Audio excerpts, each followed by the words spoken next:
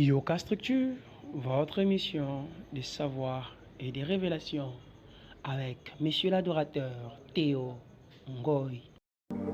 Yoka Structure, votre émission d'actualité, une grande vision que nous allons partager avec vous dans cette année 2025. C'est notre première édition pour votre émission Yoka Structure. Nous sommes au début de l'année 2025. Nous profitons de vous souhaiter meilleurs vœux et une année de paix. Comme on le dit dans notre église, seconde gloire, une année de repos. Donc, cette émission ne serait pas animée, je ne vais pas l'animer seul. On aura une invitée qui est un père. Il est le représentant légal d'une grande communauté ici à Brazzaville, la seconde gloire. Il s'appelle par le docteur Serge Bertin Osebi. L'église La Seconde Gloire se trouve sur la rue Loudima numéro 1463. Donc, visitez l'église, ça sera très important. Et à tout à l'heure avec notre invité. Merci. Bonjour papa. Oui, bonjour. Nous avons très vraiment le privilège de vous recevoir sur notre plateau Yoka Structure. Et comment vous allez, la santé? Oh, la grâce me suffit. Je vais bien. Papa, nous avons vraiment le privilège. Aujourd'hui, sur notre émission, nous allons nous parler de beaucoup de choses. Nous avons un thème que nous allons partager. Le thème est le choix, la sélection et la nature du sacrifice. Il y a beaucoup d'hommes de Dieu qui ont beaucoup parlé de l'émission et ils ont apprécié le thème. Nous voulons avoir vos explications.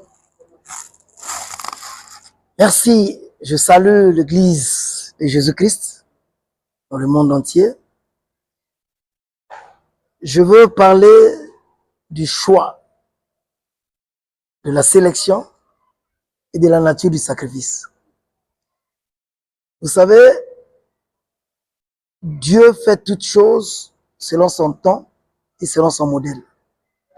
Je vais commencer par vous parler de ce que Genèse 49 dit. Judas est un jeune lion. Et là, on nous parle de l'avènement du Shiloh afin que tous les peuples lui obéissent. Pourquoi le choix? Parce que Dieu avait promis que le Rédempteur doit sortir de Juda. Je ne parle pas de sacrifice comme argent, comme parcelle, comme offrande physique. Je veux parler du sacrifice de l'agneau. Je parle du choix. Le choix du sacrifice se fait selon les critères. Or, il y a eu quelqu'un, un homme qu'on appelait Boaz. Boaz, fils d'une impudique. Boaz va prendre une femme qu'on appelle Ruth. Et dans la famille de Ruth, Ruth n'était pas de cette famille, mais Ruth a hérité par Naomi la terre de rachat. Quand tu vois dans la Bible, on te parle du champ de Boaz. Or, je ne veux pas du choix, pourquoi? Parce que quand tu vois les animaux qui étaient amenés au sacrifice, les animaux devaient être passés au scanner de contrôle. On vérifie s'il n'y a pas de défaut, il n'y a pas de tâche, l'animal n'est pas boiteux, n'a pas de défaut, on la lave, on l'amène au sacrifice. Et cet animal, c'est comme vous voyez nos frères musulmans faire aujourd'hui. On regroupe les animaux et on vient prendre l'animal parmi les animaux qui sont regroupés dans la terre de Boaz. À cause du droit de rachat. Parce que dans la famille d'Abimelech, il y avait quelqu'un qu'on a proposé de prendre le rachat, mais il n'avait pas l'argent. Il dit que celui qui a le droit de le faire, celui qui a la possibilité peut le faire. Boaz appela les gens, il dit, venez voir comment est-ce que ça se passe. Les témoins étaient là. Or, en ce temps-là en Israël, si tu n'as pas la possibilité, tu donnes ta sandale en guise de « je ne peux pas ». Donc tu exprimes que je n'ai pas de capacité pour prendre le rachat. Et quand il donne les sandales, Boaz dit devant tout le monde que je prends désormais le rachat. Mais non. Oh, comme Boaz avait déjà le droit de rachat, et les animaux qui devaient quitter, aller au sacrifice, partaient de Jérusalem. Je parle du choix, parce que quand tu vois Jésus-Christ vient naître sur cette terre-là, ce n'est pas un peu de hasard. Il partait à une autre mission. Marie et Joseph partaient à une autre mission. Or, la contraception, comment on appelle ça? Les douleurs d'accouchement ne devaient pas commencer seulement là. Parce que la femme qui avait des douleurs d'accouchement ne pouvait pas faire un fraiche. Et aussitôt arrivé sur la terre, comme la promesse était que le choix devait être dans ce lieu-là, le lieu était choisi comme le lieu de la naissance de Jésus-Christ. Pourquoi? Parce que toutes les brebis et les agneaux qui devaient être amenés au sacrifice devaient partir de là. Je parle de la sélection. Je parle du choix et de la sélection. C'est vraiment très étonnant lorsqu'on voit le terme sélection.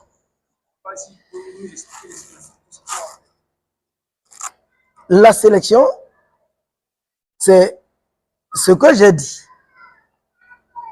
En fait, Jésus-Christ, notre sacrifice suprême, a été sélectionné pas parce que les hommes avaient voulu. Lui est né dans la terre des sacrifices. Donc lui aussi, il était l'agneau. Là où les brebis devaient naître, lui, il est né là. Là où la sélection devait se faire, il était sélectionné là. Voilà pourquoi, avant qu'il ne soit sacrifié, qu'il ne prenne notre place à la croix, il est passé par le bain de l'eau. Les sacrifices devaient être lavés. Il dit, faisons ça pour accomplir les Écritures. Il est passé par le baptême de l'eau pour être lavé. Et, merci. Et quand l'agneau Pascal s'est lavé, j'ai parlé de la qualité. Quand il était lavé, dans tout ce qu'il a fait, sa qualité a permis qu'il ne pêche pas. Parce que l'agneau devait avoir des défauts, et son défaut, lui aussi devait être sans tâche, sans péché. Parce que s'il avait péché, il ne serait pas mené à l'abattoir. Isaïe 59 nous dit que personne n'avait cru, même de sa génération. Mais lui, il est sorti de là comme une racine dans une terre desséchée. Il n'avait pas de clap pour attirer notre regard. Mais seule la qualification, c'est que lui n'avait pas péché comme tous les hommes. Et voilà pourquoi, quand il va pour être vu par le sacrificateur, parce qu'en principe, le sacrifice devait être tenu par la tête, par un sacrificateur avant d'égorger. Le sacrificateur qui était là, le juge qui était là, a dit, je vois en lui aucun défaut. C'est qu'il a la qualité d'être sacrifié. Il n'a pas de tâche. Il n'a pas de défaut. Il n'est pas boiteux. Il n'a pas l'oreille percée. Il n'a pas de tâche. Donc lui, il mérite d'être agneau du sacrifice. Voilà pourquoi, dans tout ce que nous faisons, même l'offrande telle qu'elle est présentée à l'église, elle doit émaner du cœur d'une personne. L'offrande, si l'offrande est forcée, elle peut être donnée à contre-cœur. Donc moi je dis, donne ce que ton cœur te demande de faire, ce que tu conçois. Quand on peut aller dans les Écritures. J'ai prévu vous dire une chose. Mais à cause du temps, je prends par exemple quelqu'un qu'on appelle Salmon. Salmon prend Rahab. Et Rahab donne Boaz dans leur descendance. Boaz prend Ruth. Ruth donne Obed. Obed, le père d'Isaïe. Isaïe, le père de David. Voilà pourquoi quand tu vois Bartimée l'appeler fils de David. Mais combien de générations existent entre la naissance de Jésus et la naissance de David? Il appelait fils de David parce que ils sont de la terre des rachetés. Donc, tout le prix de rachat ne pouvait pas sortir hors d'Israël, hors de la Jérusalem. Amen. Voilà pourquoi la pureté du sacrifice, c'est ça qui va impacter la bénédiction de celui qui a sacrifié. Quand Jésus-Christ monte sur la croix, c'est là où celui qui était adoration, qui existe comme l'adoration, devient sacrifice. Il a vu que les humains ne pouvaient pas prendre cette charge-là. C'était trop pesante. Nous avons parlé de la nature et l'origine de Jésus-Christ. Bien aimé, je vais vous expliquer que selon ce que Dieu fait, l'avènement du Rédempteur dans la promesse devait partir d'Exode 59. Ésaïe 59, verset 20. Mais non, Dieu a promis qu'il y aurait un Rédempteur. Mais ce Rédempteur avait déjà les qualités. Regarde ce que Dieu dit dans Genèse 49. Il dit, Judas est un jeune lion qui remonte du carnage, qui plie ses genoux. Il dit, les toits de la législation et les bâtons du commandement ne quitteront pas Judas, jusqu'à ce que vienne le Shiloh, afin que tous les peuples lui obéissent. Or, le Shiloh, c'est le repos. Or, qui est le repos? C'est Jésus-Christ. Il devient repos pour ceux qui l'acceptent comme sacrifice suprême, ceux qui s'est livré à leur place.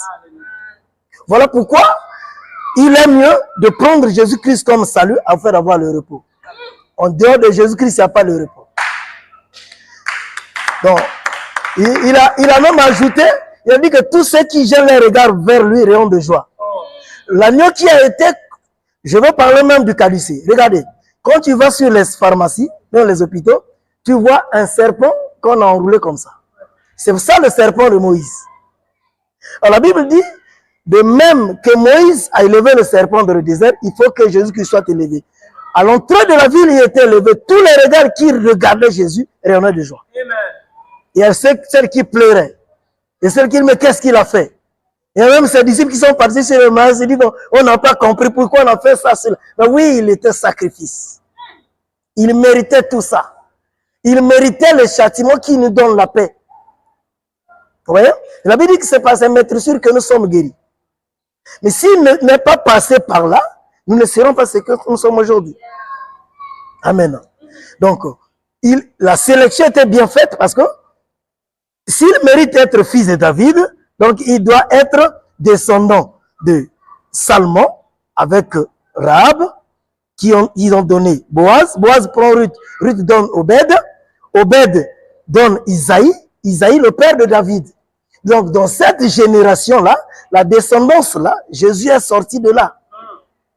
J'ai dit à un parent que même si Joseph prenait une autre femme, comme à l'époque on prenait des vierges, même si Joseph prenait une autre femme, Jésus-Christ devait venir.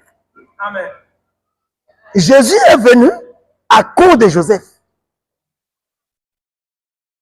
Oui, parce que le Shiloh devait sortir de Judas. Or, Joseph est le descendant de David. Dans la lignée, vous voyez la généalogie dans Matthieu chapitre 1er, tu verras la généalogie, tu verras que Joseph est de la famille. Donc, j'ai dit à un frère, même si tu peux épouser une femme, si dans leur famille il y a des hérédités liées aux jumeaux, si tu accouches, si elle accouche des jumeaux, ça ne vient pas de toi. Tu les as trouvés par grâce. Amen. Et nous, Romains chapitre 1 nous dit que nous avons été greffés. Le sacrifice, c'est le salut qui vient des Juifs.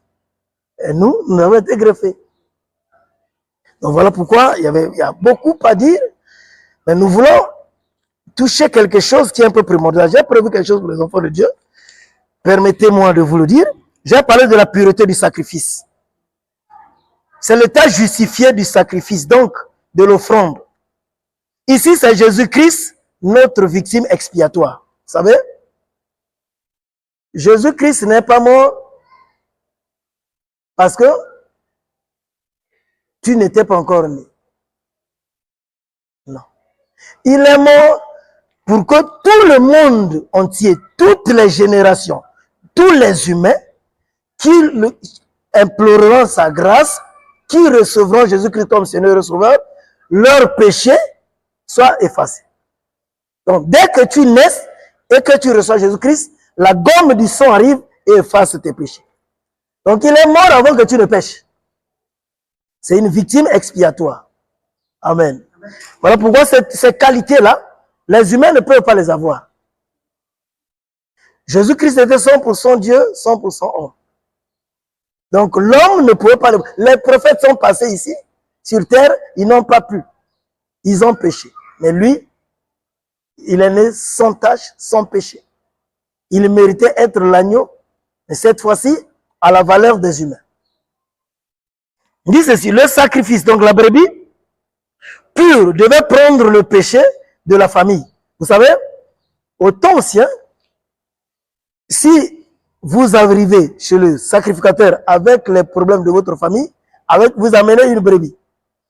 Et vous, le chef de famille, vous tenez la brebis par la tête et moi, je vais égorger. Et ce sang-là, c'est le sang qui sera expiatoire. Mais cette fois-ci, il n'y aura plus de sacrifice comme ça, car il y a eu un sacrifice qu'on a dit que Dieu s'est donné lui-même. Il a pris notre place. Il a pris notre place des brebis. Il a pris la place des bœufs. Il a pris la place des tourterelles. Aucune autre bête, aucun autre sang ne sera versé à la place de nos péchés en dehors du sang de Jésus-Christ. Voilà pourquoi, quand je les ai relevés, j'ai dit, c'est pour le péché de la famille, d'une tribu ou d'un État. Pour que ceux qui repartent puissent être satisfaits. Il nous avait été voir le Christ et il a pris de nous fardeaux, il nous a déchargé. Amen. Tu ne peux pas venir à Jésus-Christ et repartir tel que tu es venu.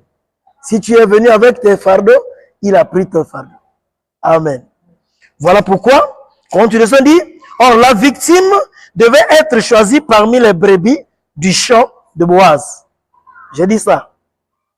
Donc les victimes devaient être choisies dans le champ de Boaz. Maintenant, où notre Seigneur Jésus-Christ était-il né?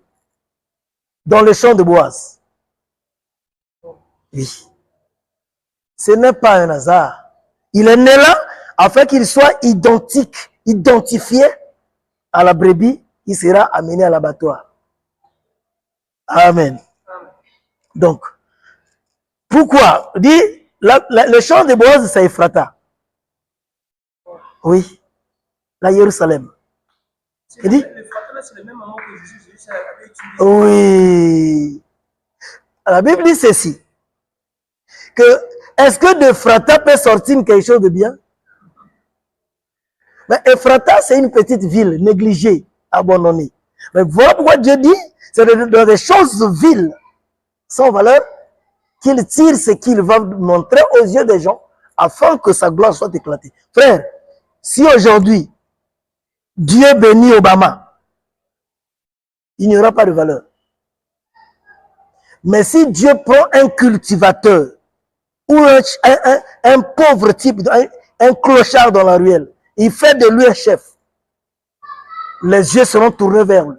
Et on posera la question, qui t'a croisé? Qui t'a fait ceci?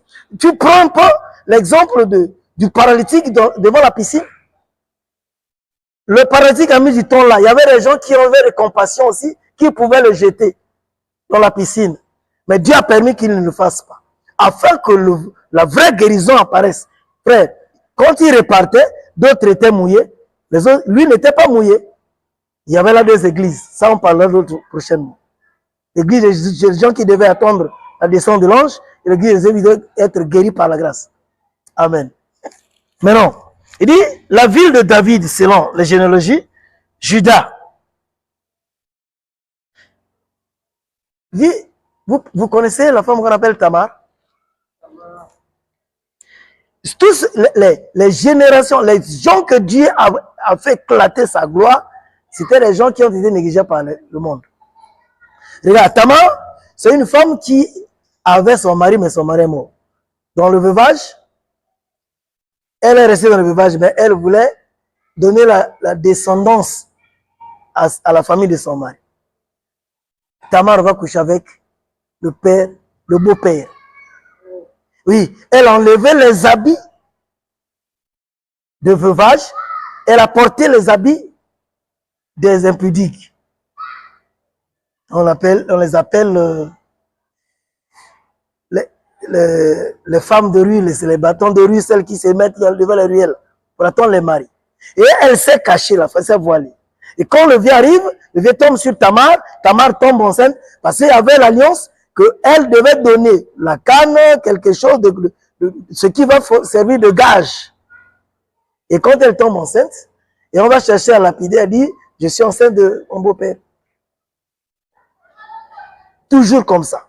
La naissance, les naissances, les Ruth, d'abord, elle va tricher chez Boaz. Donc, des choses comme ça, c'est celles qui sont venues pour nous sauver.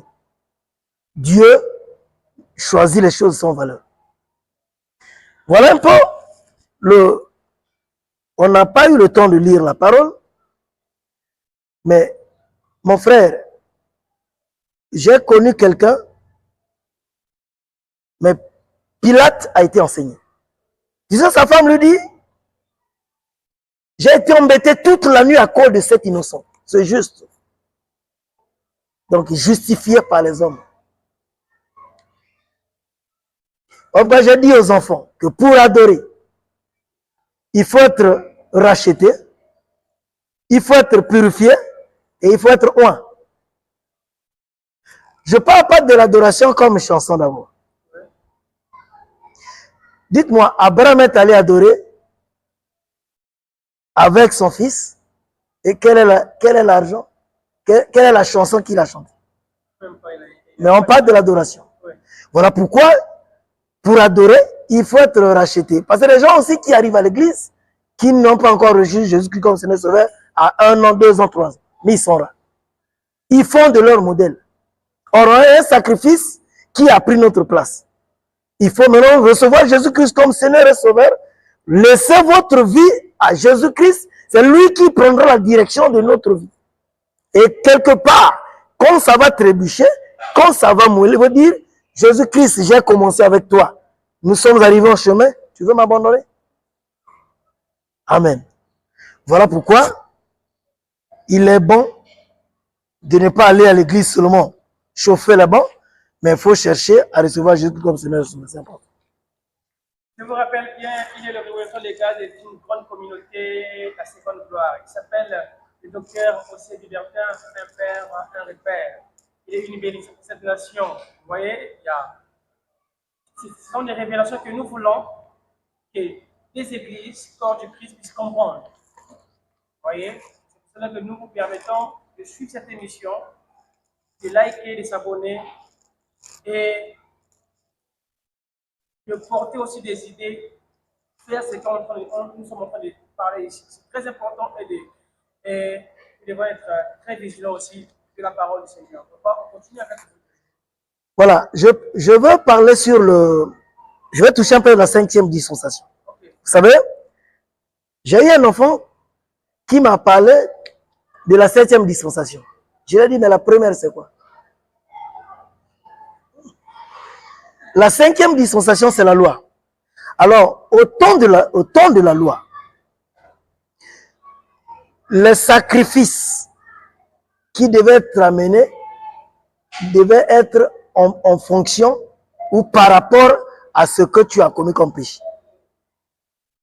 Il y avait des sacrifices qu'on amenait comme sacrifice expiatoire. Okay.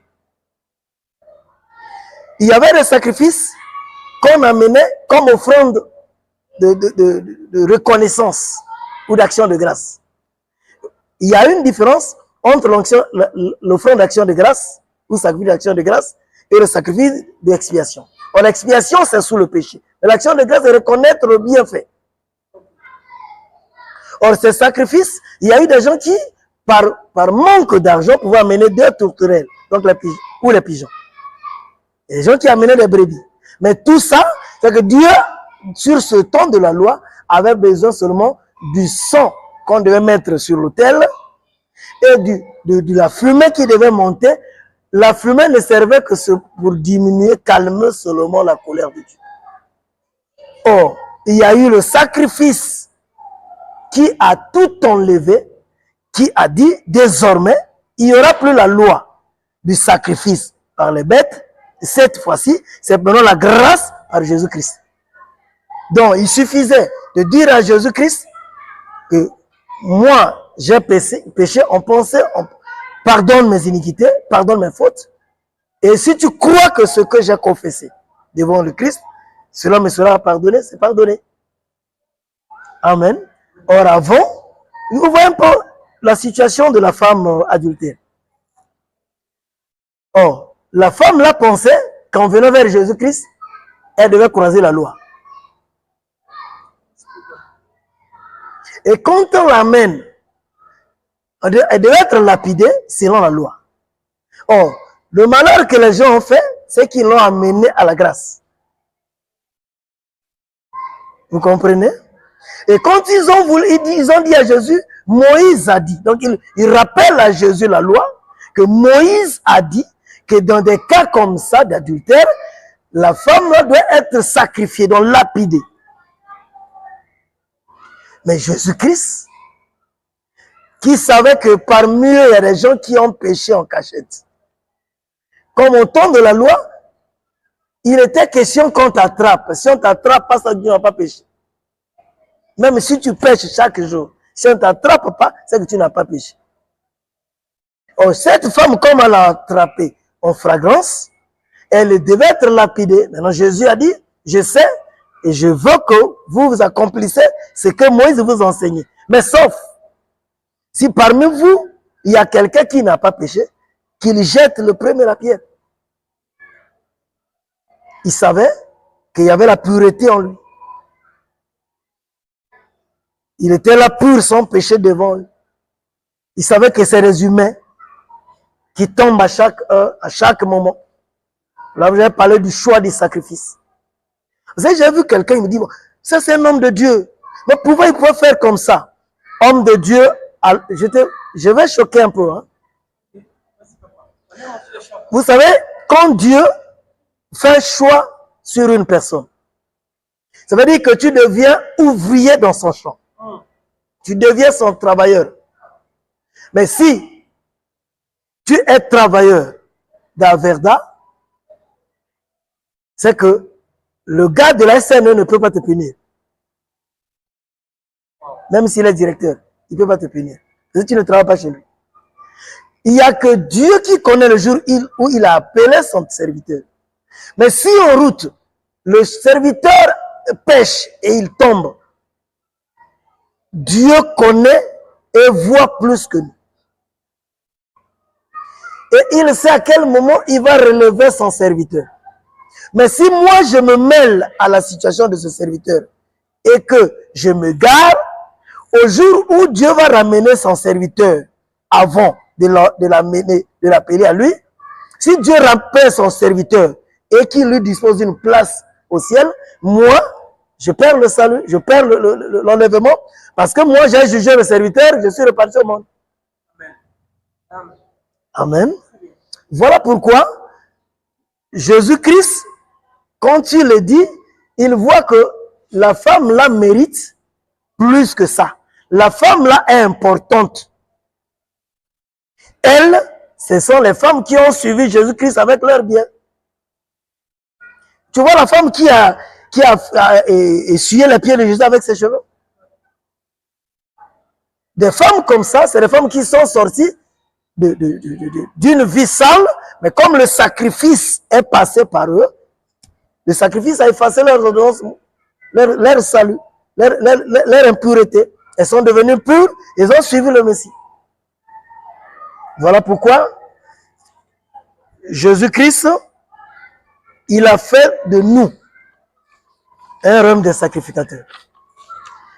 Et les sacrifices, aujourd'hui, j'ai dit à un frère, je veux encore rappeler ça, un frère qui dit à un serviteur, il dit, papa, Est-ce que si je joue à la carte, au jeu de cartes, et que je trouve l'argent, je viens te donner, est-ce que c'est mauvais? Jeu d'hasard. Je lui ai dit, tu donnes pourquoi? Il dit, mais je vais donner à Jésus-Christ. Il dit, mais est-ce que là où tu as trouvé l'argent,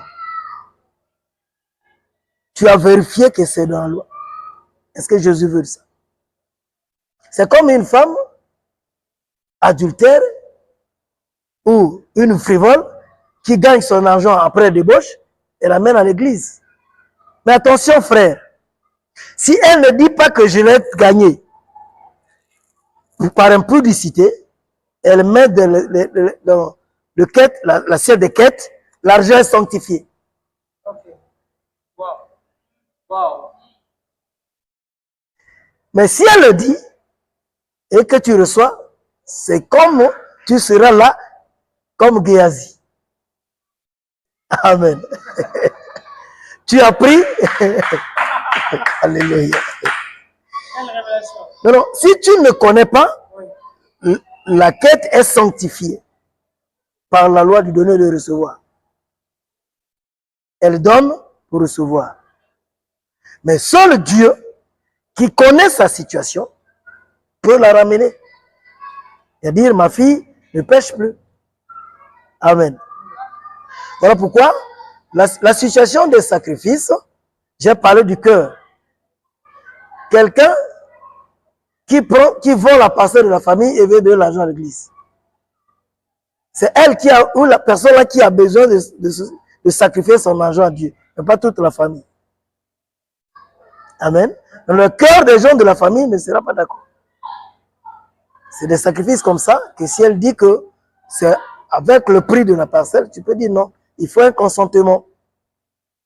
Amen. Voilà pourquoi Pierre a dit, mais Ananias et Saphira, il dit, mais pourquoi vous êtes entendus pour tromper l'homme de Dieu?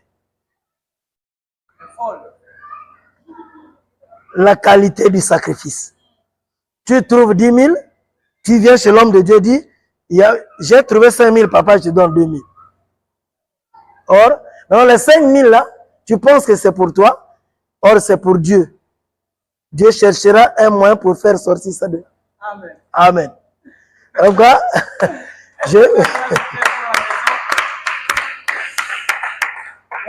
j'ai dit à un enfant, ne cache rien, mais il y a des pères qui ne prennent pas par vision. Ils peuvent voir, mais t'orientent.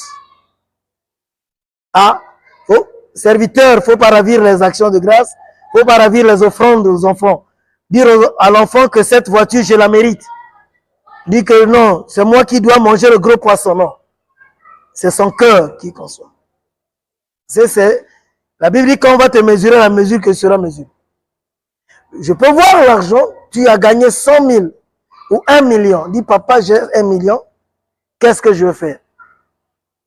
Si j'ai la connaissance, ou Dieu me dit bon, qu'il attende d'abord. On prie, garde ton argent, mais ne bouffe pas.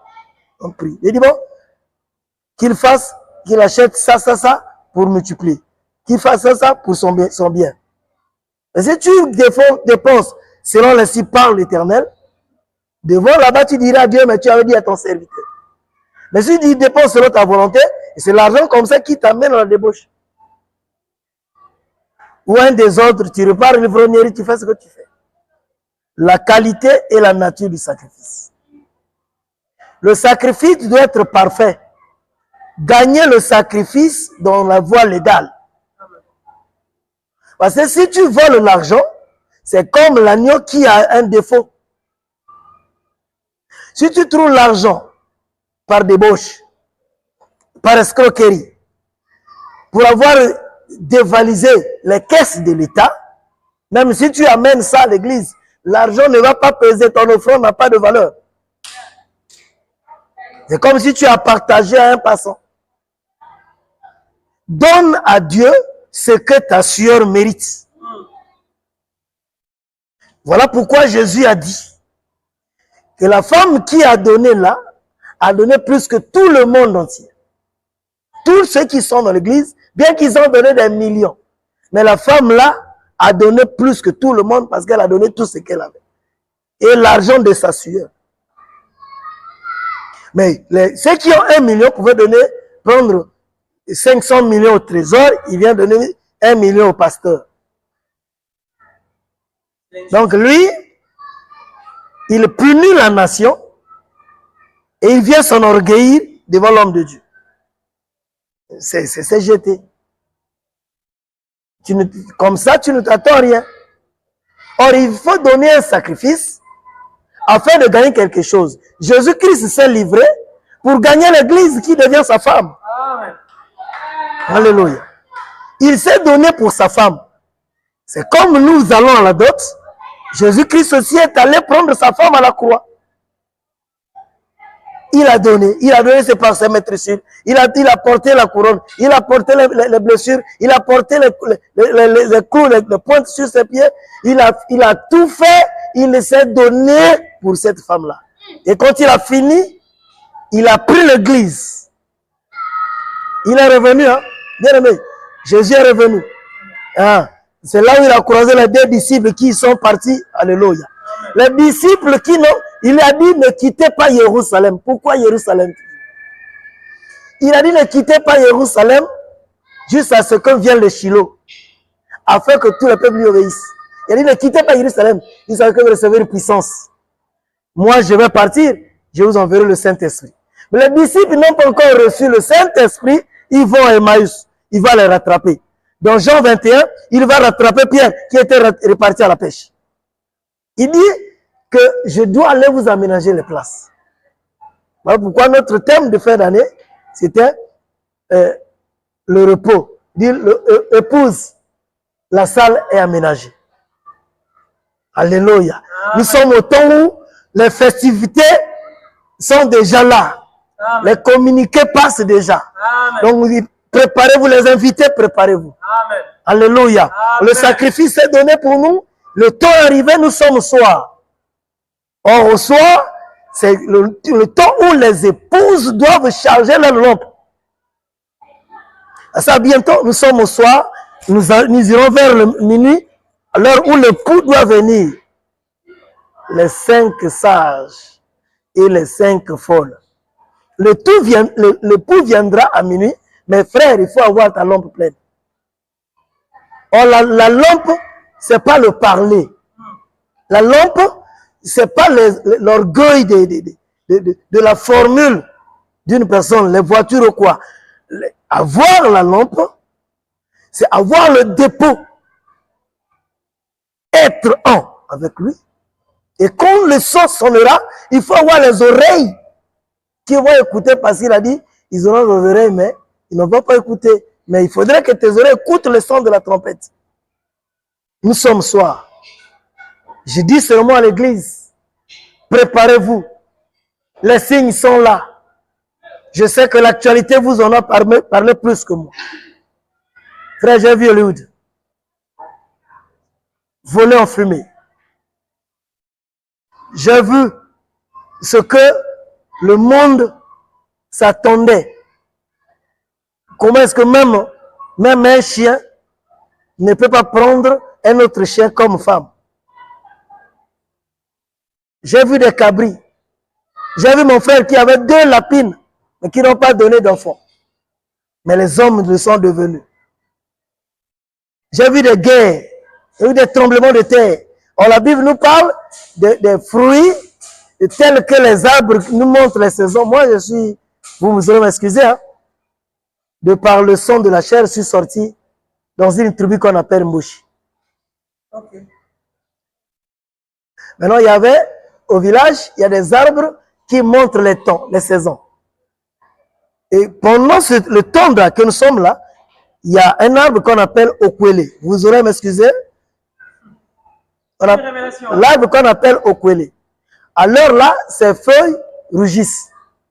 Okay. Maintenant, quand on ira vers la saison des pluies, là, il y a un autre arbre qui va nous montrer cela. l'avènement de cette saison-là, là, on appelle le cas. Oka. Oka nous montre la saison des pluies. La Bible dit que de la même manière que les oliviers vous montrent comment est-ce que le temps est arrivé, les événements sont déjà là, papa. Frère, préparons-nous. Que celui qui est juste se justifie encore. Que celui qui est un peu s'enfonce dans l'impurité. À Dieu soit la gloire. Nous avons fini par ici. Je crois que pour aujourd'hui, sur le sacrifice, on en a parlé. On a parlé que Jésus-Christ n'est pas né à Bethléem. Au sujet des hasards, la femme là devait accoucher aussi devant. L'autre, prochainement, je vais te parler de la saison de la naissance. J'avais parlé l'autre fois sur le sabbat. Le culte devait se passer aujourd'hui. Prochainement, je vais te parler de la saison. Que la saison qu'on nous a donnée, c'était pas celle. Amen. On va parler de ça. Que Dieu bénisse notre beau pays, le Congo. Qu'il élève le pays. Qu'il multiplie la juste. C'est dit quand le juste est multiplié, la nation est bénie. Donc, que la main du Seigneur soit sur tous ceux qui ont suivi cette émission. Nous sommes au numéro 1463 de la rue Ludima. Tu verras les églises de la seconde gloire entre l'avenue du Cléopâtre et l'avenue des Camps. Nous vous invitons à venir visiter l'église et à suivre les enseignements du temps que nous sommes. Il est temps qu'on parle de la repentance. Est-ce qu'un aventurier qui n'a qu'une seule place dans une bergerie et dans lui il a acheté 2 sacs de foufou, il n'y aura pas de place. Ne cherchez pas à accumuler les choses par la chair ou par vos pensées ou par le vol. Cherchez Jésus-Christ. Parce que quand tu partiras là-bas, il n'y a que toi qui comparaîtras devant Jésus-Christ. Pas avec les biens. D'abord Jésus-Christ. Et la bénédiction c'est après. Que Dieu bénisse. Merci beaucoup, merci. Vous êtes tellement nombreux de nous suivre à travers notre émission Yoka Structure. Je vous rappelle bien que chaque samedi, à partir de 6h30, nous serons là pour vous donner encore le programme. Je crois bien, c'est le samedi prochain que nous serons encore avec papa. Et il y aura encore un bon thème que nous allons explorer. Donc, vous êtes tellement nombreux. Nous sommes à la fin de notre émission. Nous vous disons merci d'avoir patienté et participé. Merci, que Dieu vous bénisse. Donc, la structure, notre vision. Merci.